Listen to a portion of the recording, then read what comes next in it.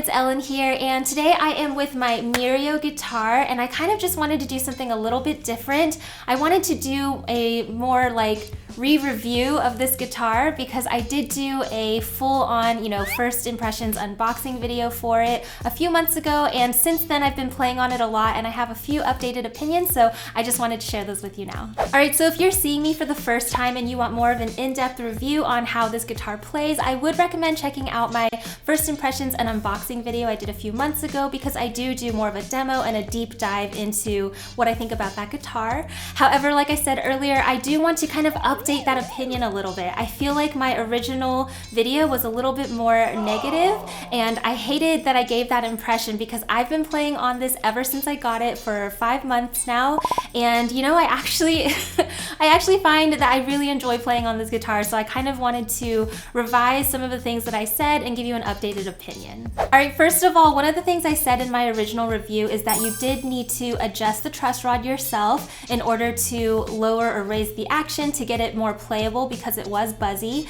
and that I do still stand by. When you get it out of the box, it is still very buzzy and you do need to give it a little bit of TLC on your own. However, once I did that in that video, I have not had to touch it since, and I'm just very impressed with how well it's held up after all this time. These are still the original strings that it came with. This guitar really held its tune really well. I feel like I don't really have to tune it very much, and the action, once I got it like right where it needed to be, this guitar is actually super playable, which brings me to point 2.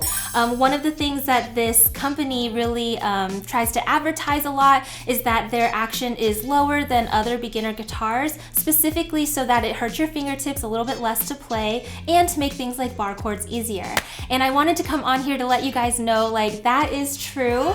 If you've seen my AMA recently, I did talk about how I am not the best at bar chords, and I will be the first person to admit that. And this guitar actually does. It seems like my bar chords ring out a lot clearer when I play on this guitar versus some of my other guitars. So that is something that I definitely wanted to, give them some kudos for because it sounds really good on this guitar. The third point is one of the most impactful that I found is because this is a very budget-friendly beginner guitar that you can get straight on Amazon, I did, when I unboxed it, I was able to keep it around the house wherever I was. I could lean it against the wall, put it on the couch, just keep it wherever I was. And I found that that actually has helped me pick it up more often and play and practice more often, which is just a super huge bonus. Some of my more expensive guitars, you do have to keep in the case and make sure that humidity is correct, and you just want to keep it nicely set away because you're afraid that it might fall over or things might happen to it. Whereas when you're playing on a budget guitar,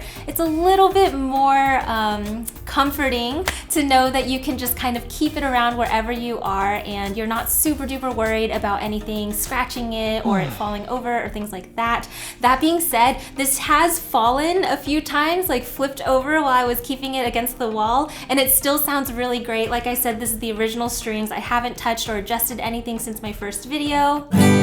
Sounds beautiful. So that is just something that I wanted to really commend them on as well. And stemming from that, that does lead me to my final point. In my original video, I do feel like I was emphasizing a lot that you might need to take it to a guitar shop to get it set up and things like that, which can be a little bit more expensive. And I was trying to say, is it worth it to spend the money to get it set up after spending the money to buy it? However, I do want to just kind of expand on that thought a little bit because it was very easy for me to set up here at home with the tools that was provided with the guitar.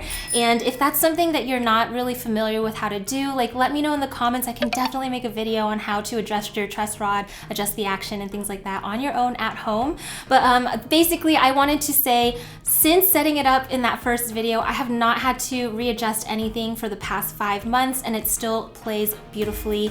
And I just felt really bad that my first video came off a little bit more negative than I was wanting it to, because I actually do have a very positive opinion on this guitar, and I just felt bad, so I wanted to review it, re-review it, and let you guys know my updated opinion. So if you are looking for a beginner guitar bundle or a beginner guitar to gift to someone or to try out on your own, I would suggest the Mirio brand. I think they did a great job of kind of catering how they make this guitar for beginners, and I have found found it very easy and fun and accessible to play. So here's my updated review. I hope that, you know, this helps. If you want to, you can definitely check out my original review right here. But yeah, overall, the Mirio guitar is something that I would recommend if you are new to guitar and looking for something to play on. I will have my affiliate link in the description box below if you are interested in purchasing for yourself. Again, you can get this on Amazon, 2-day shipping, really quick.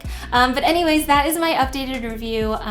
You know, thank you so much for watching. If you want me to give reviews on any of the other guitars you see on my channel, let me know in the comments. But I will see you in my next video coming out really soon. Bye!